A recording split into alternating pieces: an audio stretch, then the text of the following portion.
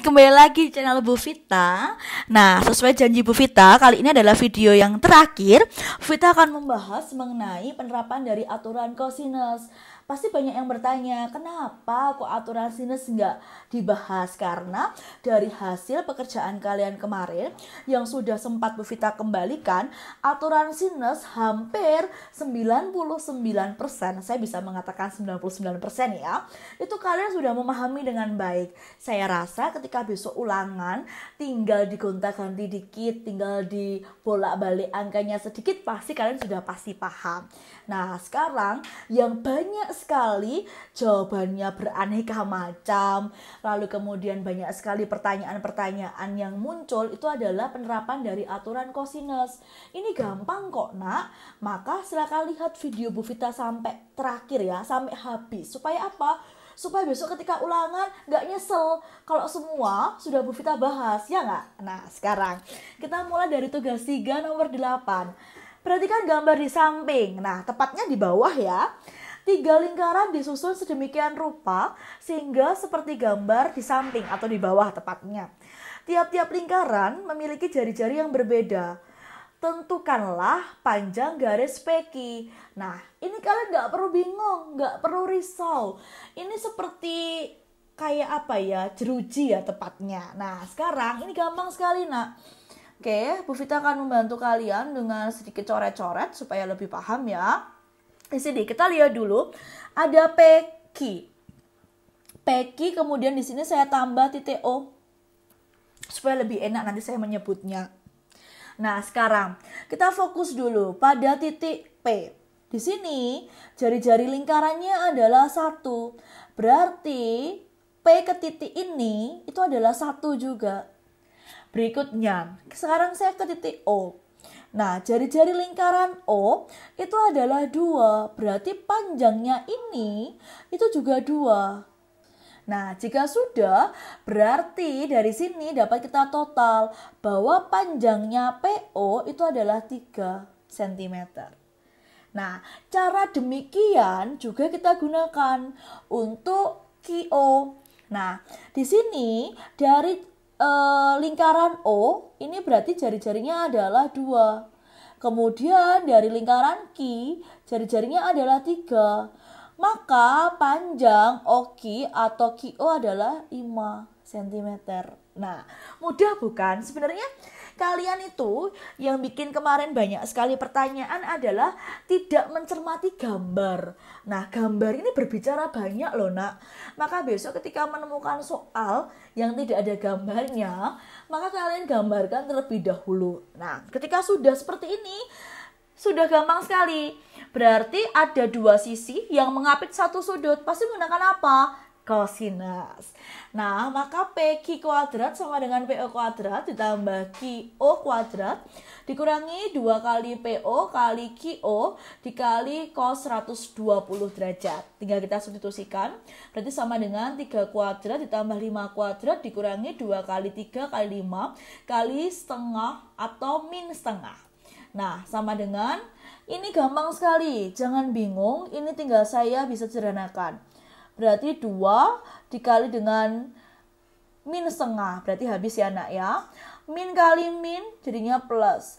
Maka hasilnya 9 tambah 25 tambah 15. Sama dengan 49. It's 49 adalah panjangnya dari PQ kuadrat. Maka ketika ditanya adalah panjang garis PQ sama dengan akar 49 atau 7. Maka dapat kita simpulkan, jadi panjang garis PQ sama dengan 7 cm. Nah, kalau ketemu soal kayak gini, nggak perlu risau lagi, nggak perlu grogi, karena solusinya sudah pasti kalian paham. Nah, sekarang soal terakhir mengenai penerapan cosinus. Nah, ini soal yang sangat ngehits saya mengatakannya. Kenapa ngehits ya? Karena banyak sekali pertanyaan. Jadi banyak sekali yang kayak menanyakan latihan ulangan harian nomor 6. Nah, ketika kalian bertanya berarti kalian harus bertanggung jawab ya. Bertanggung jawabnya apa? Harus menyimak penjelasan Bu Vita sampai selesai. Supaya nanti kalau ketemu soal yang bentuknya seperti ini, kalian pasti bisa mengerjakan. Nah, di sini tokohnya adalah Pak Saiful. Pak Saiful memiliki sebidang tanah berbentuk segitiga seperti gambar di samping, tepatnya di bawah ya, di samping bagian bawah. Nah, ia akan menanam bibit pohon jati di sepanjang garis AC. Jika jarak ideal penanaman bibit pohon jati adalah 2 meter antar bibit, pertanyaannya ada 2. Yang pertama, tentukan banyak bibit yang akan diperlukan Pak Saiful dan biaya total yang harus dikeluarkan Pak Saiful jika harga satu bibit pohon jati adalah Rp1.750. Nah, sekarang kita lihat baik-baik. Nah, di sini kelihatan sekali bahwa di sini sudut yang terbentuk adalah 30 derajat. Nah, ada satu sudut yang diapit oleh 2 sisi. Oke ya.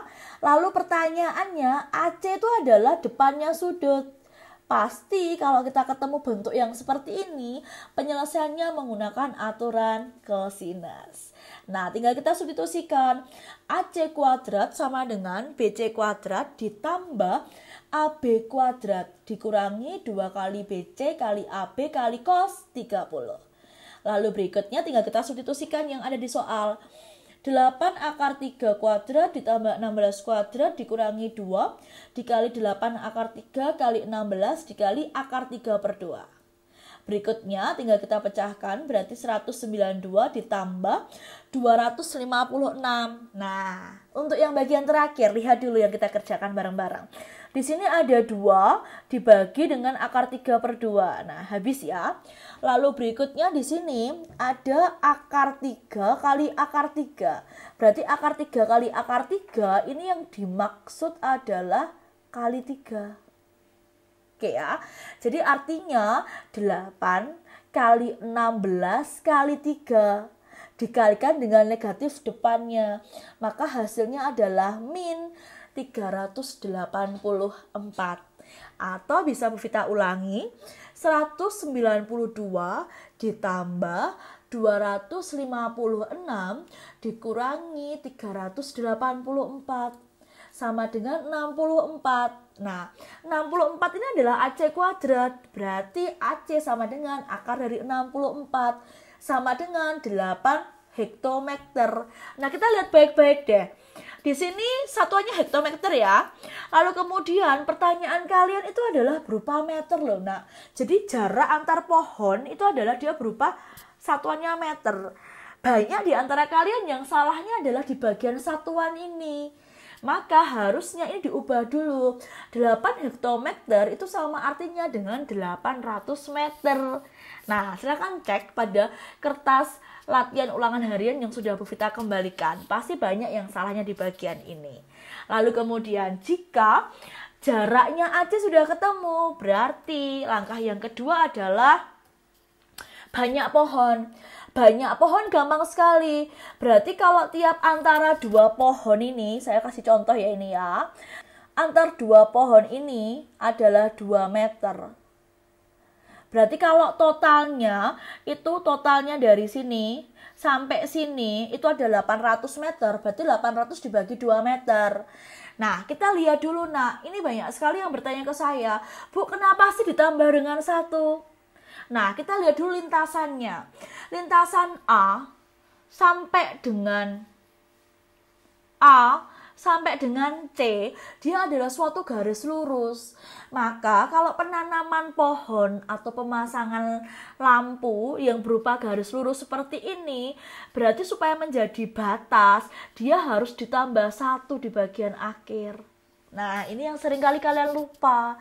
Maka di sini banyak pohon sama dengan 800 meter per 2 meter ditambah 1 pohon. Supaya apa?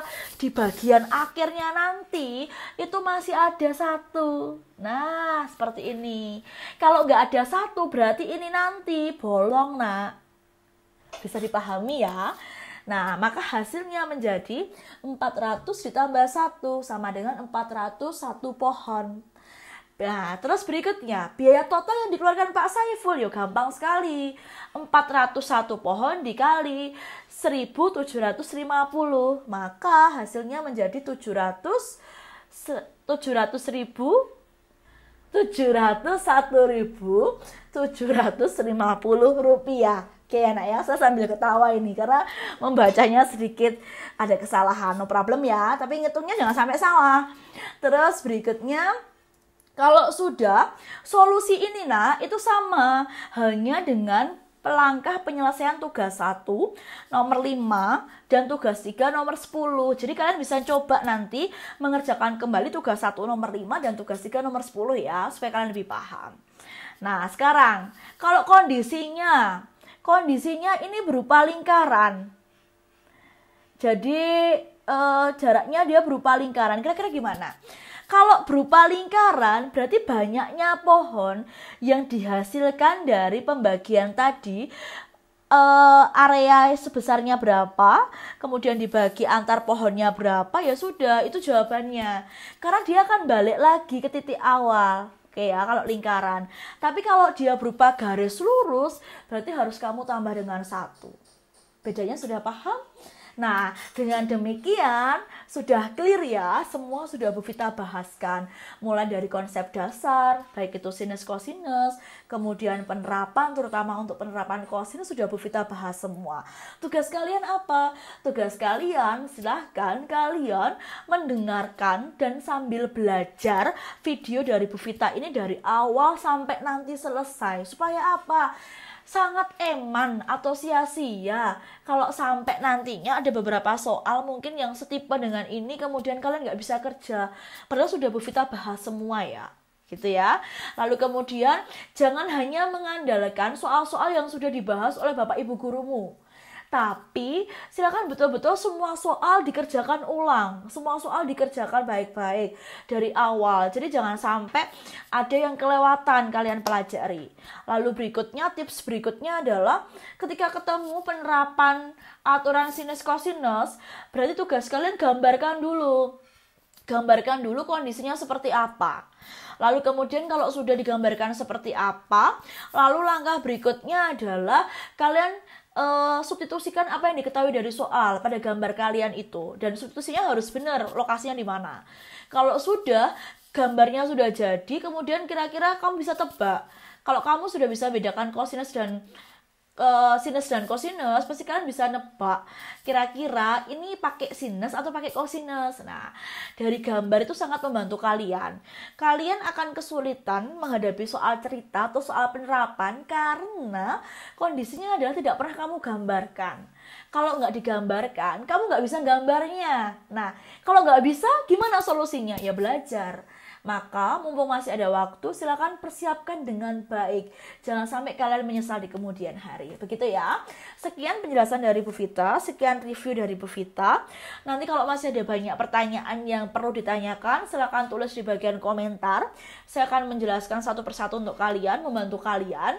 Semoga besok kalian lancar mengerjakannya. Jangan usah tergesa-gesa, nggak usah grogi, nggak usah cari bocoran sana-sini, nggak usah tanya Bapak Ibu guru mana yang keluar, karena semua yang dikasihkan Bapak Ibu gurumu pasti itu yang akan keluar. Tugas kalian adalah persiapkan semua materi yang sudah diajarkan dengan baik. Sudah itu aja. Dan jangan lupa berdoa. Nah, sekarang cukup sekian video pembelajaran dari Bu Vita. Sampai ketemu di video pembelajaran materi lainnya. Untuk itu jangan lupa tetap bertahan atau stay at home. Kita lawan corona dari rumah. Oke ya, sekian dari Bu Vita. Terima kasih, ada kurangnya mohon maaf.